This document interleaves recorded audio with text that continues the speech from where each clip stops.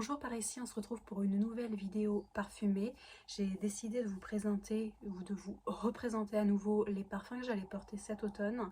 Je sais que c'est un thème qui vous plaît beaucoup parce que pour celles et ceux qui possèdent beaucoup de flacons, c'est parfois difficile de faire un roulement et de pouvoir les utiliser sans que les parfums ne tournent, sachant qu'ils ne sont pas, je trouve, tous égaux dans leur vieillesse, si on peut dire ça comme ça.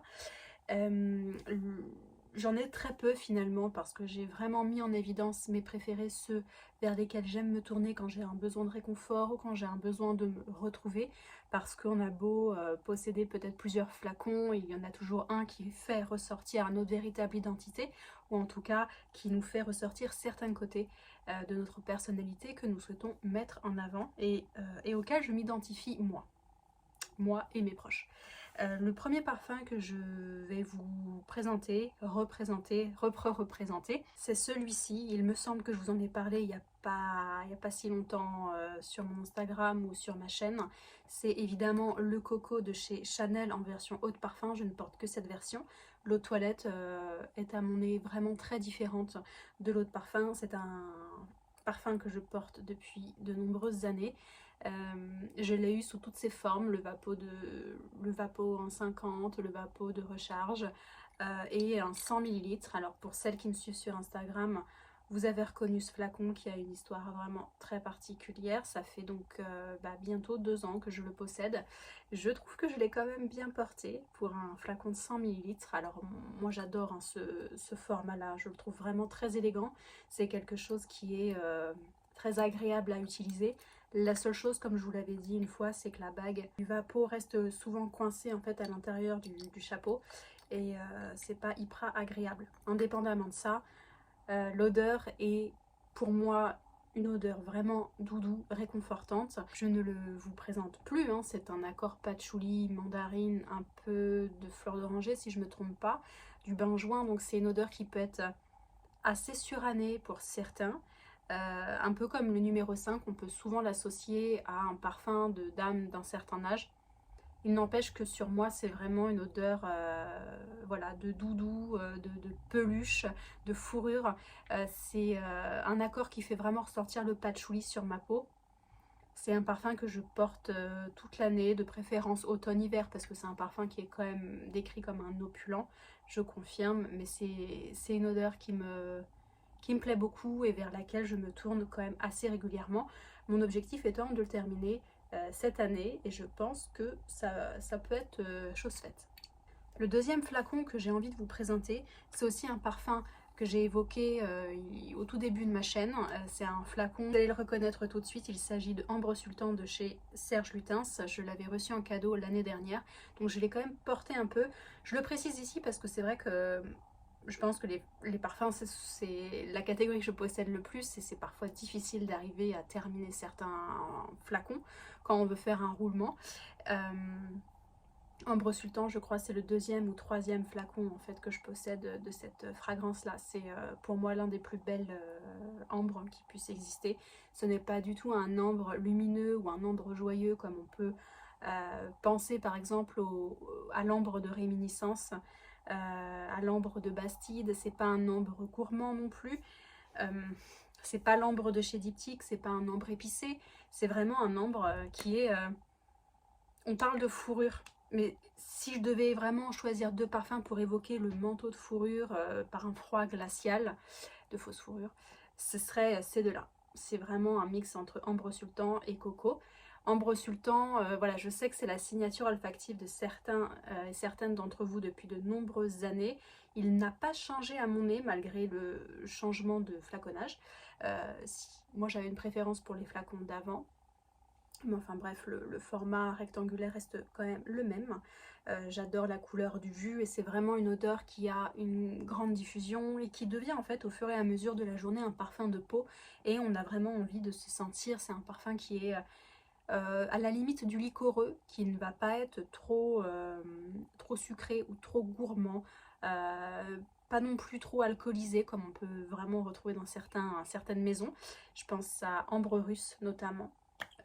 De parfum d'Empire il me semble, ou de chez Mona Diorio, je me souviens plus, vous m'excuserez. C'est vraiment une odeur que j'aime beaucoup et j'ai vraiment hâte que les températures descendent pour pouvoir le porter.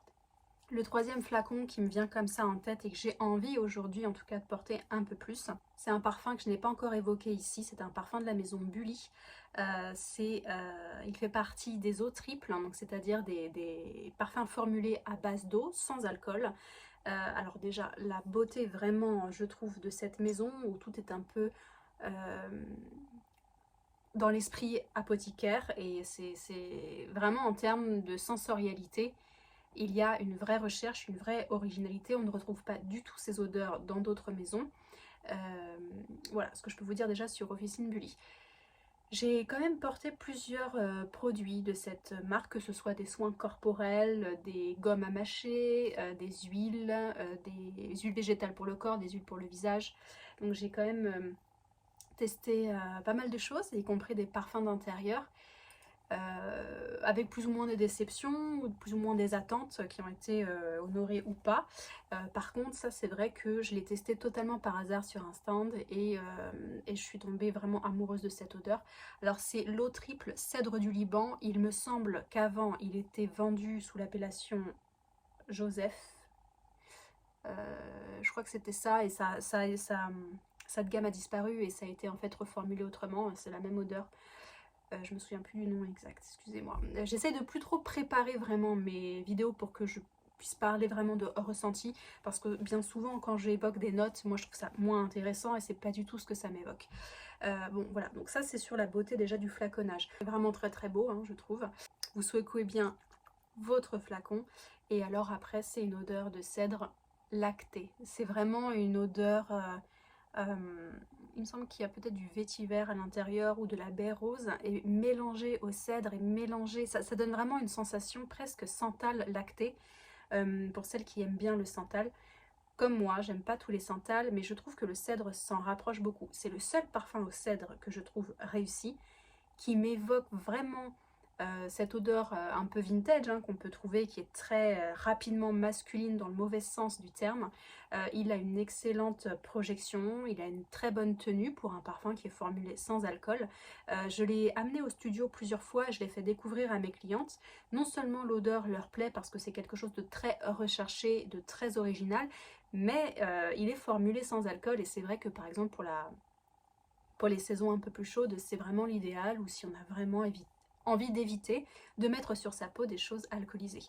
Il existe aussi une déclinaison de ce produit avec l'huile pour le corps et le savon, il me semble. J'ai été un peu moins convaincue par l'huile pour le corps et de toute façon je préfère voilà, porter ce parfum. Donc ça c'est vraiment, j'en profite en fait pour vous en parler parce que j'ai pas forcément eu l'occasion de vous le présenter jusque là. Enfin, le dernier parfum que j'ai envie de porter cet automne pour le terminer parce que je l'aime beaucoup et c'est vraiment pour moi une odeur automnale, presque hivernale, mais vu la baisse des températures qui a été assez drastique ces dernières semaines, je vais le porter tout de suite. C'est celui-ci, alors pareil sur Instagram, je vous l'ai montré il y a fort longtemps, je crois que c'était 2020-2021. C'est le parfum de la marque Monoki. Voilà, la fameuse maison un peu artisanale de trousses, de vêtements, de vestes brodées. Et c'est le parfum que la créatrice a mis sur le marché parce que c'est une odeur qui lui était chère et donc elle en a fait un peu sa marque de fabrique. J'ai adoré ce parfum, j'en avais parlé il y a longtemps et vous avez vu, je l'ai quand même bien vidé, donc il m'en reste vraiment de quoi faire cette petite saison. C'est un très joli patchouli qui m'évoque, je ne sais pas pourquoi, le Palo Santo parce qu'il me semble qu'il n'est pas présent dans les notes. C'est une odeur voilà, typiquement un peu californienne, si je dis pas de bêtises, qui va évoquer le côté bohème, chic, de toutes ces nanas sur Instagram avec les kimonos brodés, les jolies lunettes, un peu 70s. Et je trouve que c'est une très très belle réussite. Pareil, avec une tenue d'enfer, une diffusion qui est plus que raisonnable. Je ne sais pas du tout si elle existe encore, j'espère que oui, parce que c'est typiquement ce genre d'odeur que j'aime, qui sont vraiment assez opulentes et assez fortes, mais qui sont assez remarquables dans leur recherche et dans leur originalité. C'est pas un patchouli comme les autres, brut de décoffrage, même si j'aime beaucoup ce type d'odeur. Celui-ci, il a vraiment quelque chose en plus. Et voilà, j'aime beaucoup l'esprit de cette marque, donc je suis contente aussi de pouvoir vous le présenter sur YouTube. C'est un parfum qui invite au rêve et qui est vraiment très original. Ça me fait penser en le ressentant que mélangé avec le cèdre, à mon avis, ça doit être un accord parfait. Voilà les parfums que j'ai envie de majoritairement porter cet automne. Vous avez vu qu'il y a pas mal de choses que j'ai envie de terminer, qui sont des parfums que j'aime beaucoup. Je pense notamment à ces deux-là, à mon avis, vous les retrouverez bientôt en produit terminé. Mention spéciale pour Coco quand même, parce que c'est un flacon qui a vraiment une histoire. Je vous en parlerai peut-être un jour ici sur YouTube.